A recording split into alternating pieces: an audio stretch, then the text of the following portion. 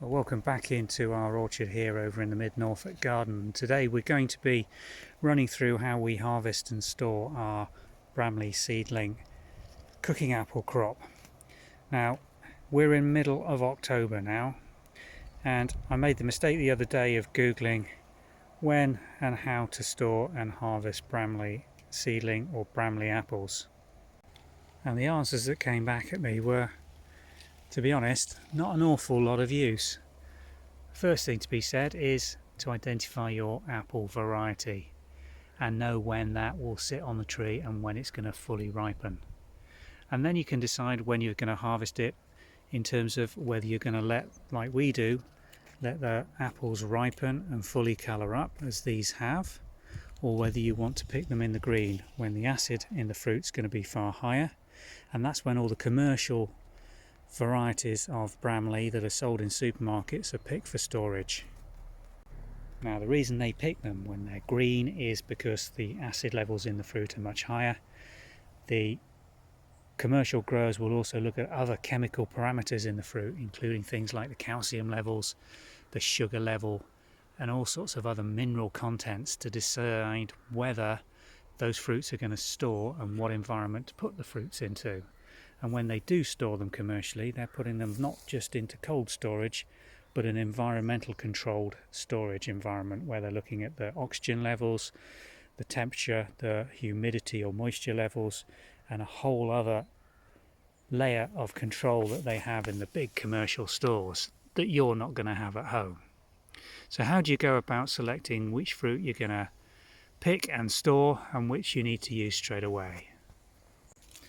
Well, here's a good example of a beautiful apple which you've got no chance at all of storing. Anything with bruising on it or damage of any description, really don't put it into your apple store. It's going to brown off almost overnight and it will lead to spoiling of adjacent fruit if it's anywhere close to it.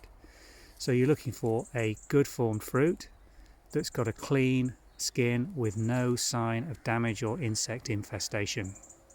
Let's see what this one picks like. Just twisting, they should come off if they're ready, and this one is, and that looks really good for storage. Don't worry about any scarring on the surface of the skin. As long as it's intact like this and hasn't been penetrated, then that should be good for storage. When we purchased the farm, we were lucky enough to inherit a whole barn full of these things, which are vegetable storage trays. They're the old-fashioned way of stacking fruit or vegetables for storage over winter, and this is an ideal way of storing apples, but it's absolutely not necessary. You can store these on any trays, and internally we'll show you we store these on metal racks in a cold storage environment, but I'm just going to show you how we prep this box for storing apples in it.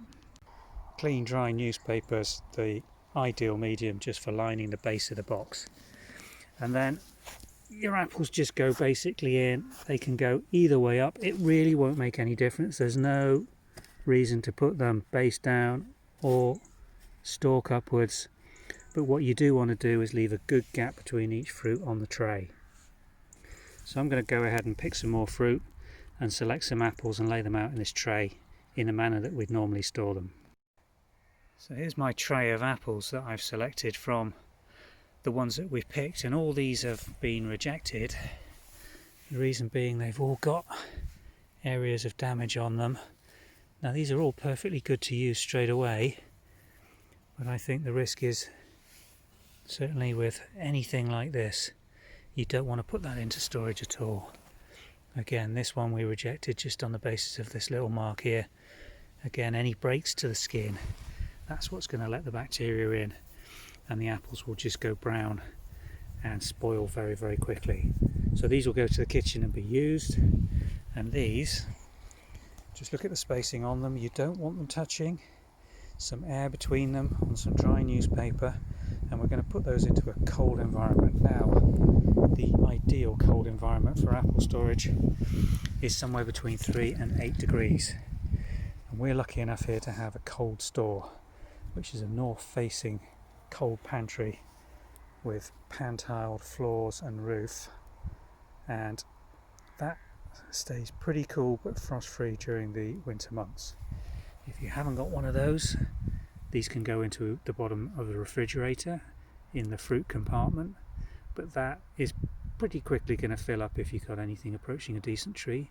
So you're looking at the next best cool environment, and for most people that's going to be an outhouse, a shed, or a garage where you could stack boxes or get shelving with newspaper on it just to store these apples.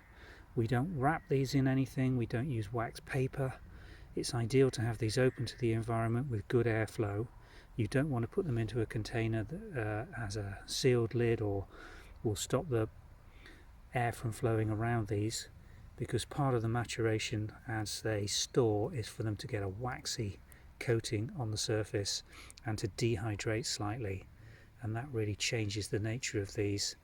And the skin on these will be absolutely delicious to eat whole. We don't peel these at all. You can do if you want, but really you lose all that beautiful colour in the cooked apple if you were to do that. So let's go and show you these in the cold store environment. This is the storage racks that I think bought at an auction. I don't think they're designed for storing apples. They were probably sold as pan racks, and the gap between the bottom two layers is obviously far too big for apples, but it does, we found, make absolutely ideal storage for maturing these apples. This is in what we call the cold pantry, which is a north facing room.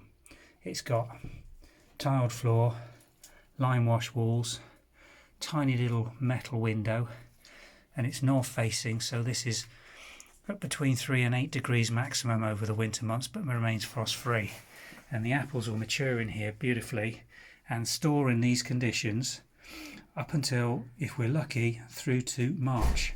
Now on the bottom you can see on the right here, this is a much earlier variety, a yellow fleshed apple.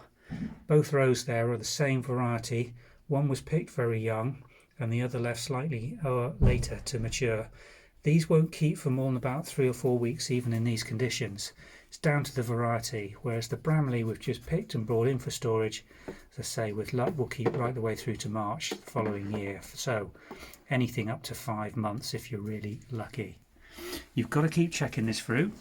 If they show any sign of browning or rot, you've got to remove them quickly, take them out of the store, but you should be able to harvest the rest as you need them without any additional measures. We haven't washed this fruit. We've collected it on a nice dry day, which is another good tip. And by doing so, we can just give them a little wash when we're ready to use them. But usually, assuming these have been grown organically, and I'm pretty confident that they've not come into contact with anything nasty, we would just wipe these clean and use them directly out of the store. And my favourite way of eating these is just to put a corer through the centre, pack them through with fruit, a little bit of honey or syrup on the top, and bake them till they're fluffy and exploded in the oven. And they're absolutely delicious, particularly towards the end of the store when they've sweetened right up.